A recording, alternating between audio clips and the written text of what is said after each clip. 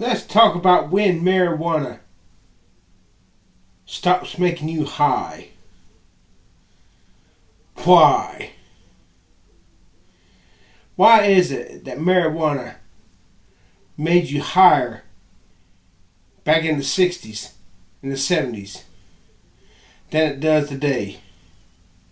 Why is it you look forward to the weekend, you're going to get high with your friends, but it's just not what it used to be? You get high more, not because you're excited about getting high, but more so to get out of your shitty, humdrum, boring life. It's an escape, alright, but it's not an escape into paradise. It's an escape from your shitty life. So what the fuck is happening? No, you're not spitting, I'm spitting. You're listening. Get the fucking picture? Well, part of it is you heard the saying, money can't buy you happiness. Unless you got something that makes you happy already. That's true. Marijuana can only make you truly high if you got something in your life that makes you happy. If you got something in your life that through that, whatever it is in your life, you are able to fantasize and escape this shitty, blistering reality and temporarily go into a dream world of your own making, where you by yourself, you are truly king, where you are truly Lord. See, back in the days when people got high, they got high to music, songs. And these songs already, even without marijuana, these songs were an escape from life. You could listen to a good song and start jamming, jiving, and you'd forget about your rent payment, that you didn't have enough money to pay the rent. And you'd forget about the fact that you had to go to court next week and possibly go to jail. Or you'd forget about the fight you and your wife had, and she's asking for a divorce. You forgot about the stupid shit. The music was a temporary escape. But what marijuana does is activates the pleasure centers in your brain. And when that happens, your brain looks for things that make you happy. And if I wanted to get truly high, if I took marijuana, I'd be like, sigh. This isn't working. Maybe if I smoke another joint, I'll get high. Because I got nothing to get high about, basically. But if I went into the hood, and I got jumped by some brothers, and I got jumped by 5 brothers, and I beat all 5 of them's asses, and came out of that hood victorious. And if I looked in the mirror and saw, oh wow, I'm good looking, and then I measured a girl's arm, she was 6'2", and my forearm was longer than hers, and then I smoked the joint, good God. All those things that make me truly happy, having longer arms and good-looking girls, being a good-looking guy to them good-looking girls, being the only white person able to go into the hood, because even the cops off duty would be scared to go into the hood. They're scared of those black people, and they're white. And here I go doing what all the other tough guy cops wouldn't do, going into the hood without a gun, without a weapon. And as I smoked that marijuana, and it activated my pleasure centers, the brain, the pleasure center.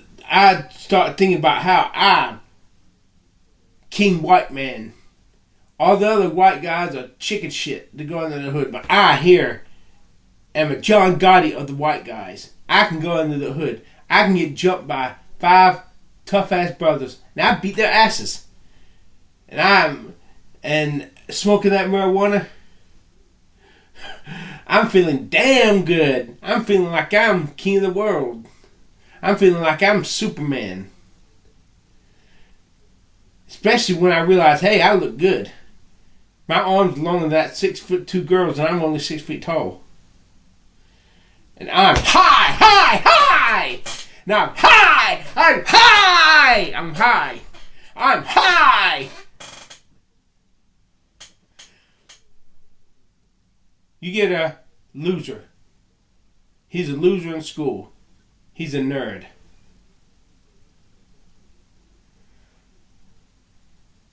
He smokes a joint. His pleasure centers are stimulated. And he has a fantasy. And in his fantasies, he's the good looking guy. Them girls in his fantasies, those girls pay him attention. Those girls want to talk to him. And those girls think he's awesome. Now this guy smokes a joint. And his pleasure centers are activated. And he's able to believe, hey, maybe under the right circumstances, maybe these girls do like me. Maybe these girls do like me. I just don't realize it. Maybe it's the way I act, and they can't let me know that they like me. And he starts thinking about that, as his pleasure centers are activated by that marijuana, he starts feeling pretty damn good, pretty chill. And he just lays back, maybe dresses in a suit and tie, looks at himself from the mirror. My, you are marvelous, he says to the reflection in the mirror.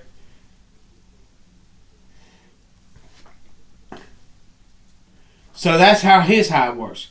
But you got the loser. He has no ambition. She has no ambition with her life. She just lives from day to day. Home life is really mundane, really monotonous. One word describes her life: monotony, boredom. She has no hobbies. She has no ambitions. Her friends want to help her have a good time, so they pick her up. About 6 of them, they sit in a circle, start passing the Dutchie, smoking the marijuana. She sees all her friends starting to get giddy and giggling.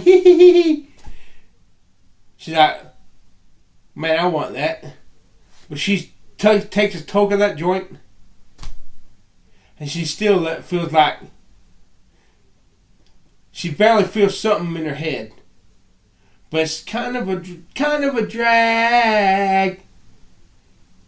So she passes the Dutchie, and when it's her, the joint comes back around to her, she sighs. It's got to work this time.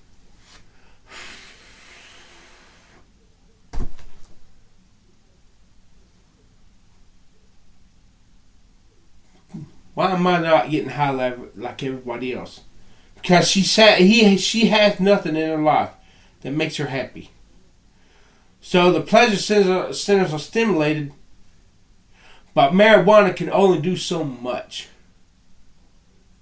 If you don't have, how can the pleasure stimulator, how can the pleasure centers in your brain be stimulated if you have nothing to be happy about? And let's get back to the music of the 60s and 70s. The music took you to another. The music was awesome.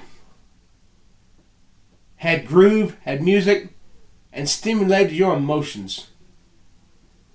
The song had a main emotion, but the song also stimulated other small outlets of other emotions in the song. And when you hit that joint, or when you sniffed up that line of cocaine. Oh my God. The music took you to another dimension where it's pure paradise, a parallel universe of bliss. You felt spiritual.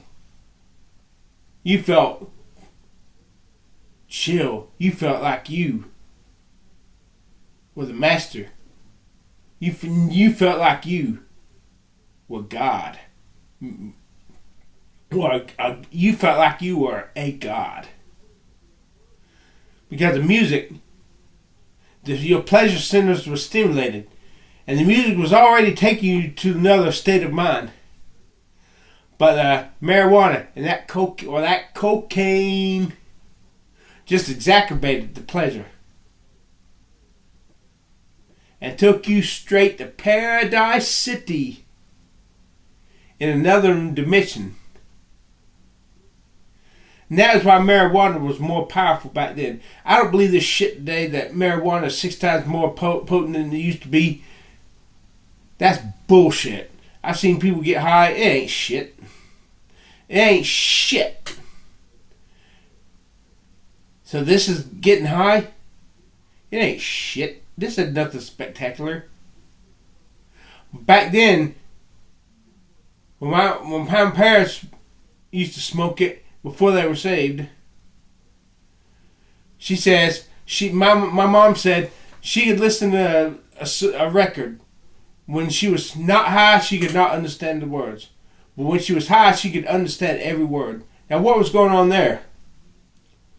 Drugs, what the drugs do is bring your subconscious level up to your conscious level.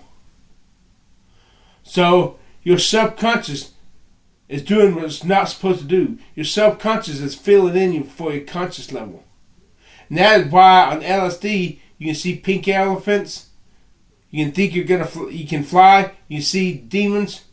Because because if that's fear, negativity in you. Marijuana, LSD will give you bad trips. But if there's positivity inside of you, you will have a good trip.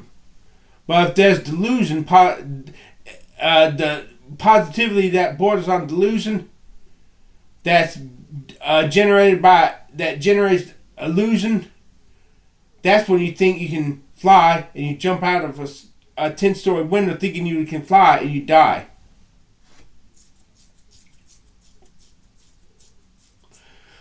But marijuana today, they're listening to Outkast.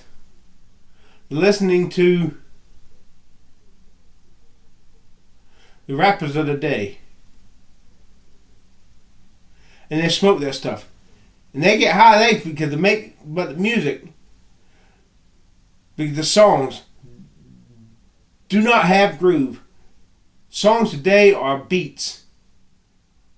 Don't call the songs of the day music. That's musical blasphemy. They don't make music today. They make songs. They make beats. They make tracks. Tracks.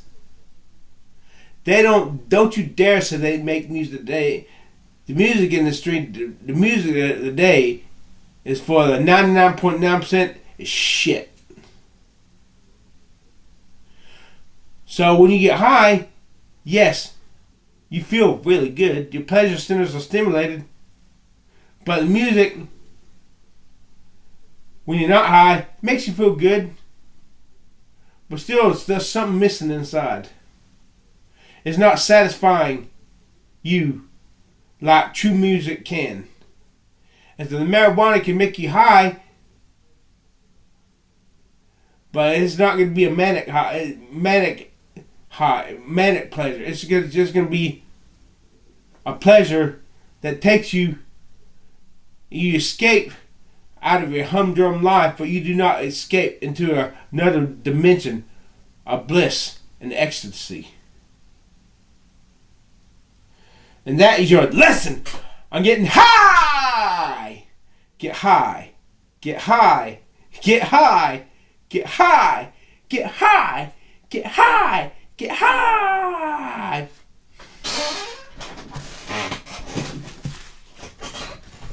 Roll up that joint.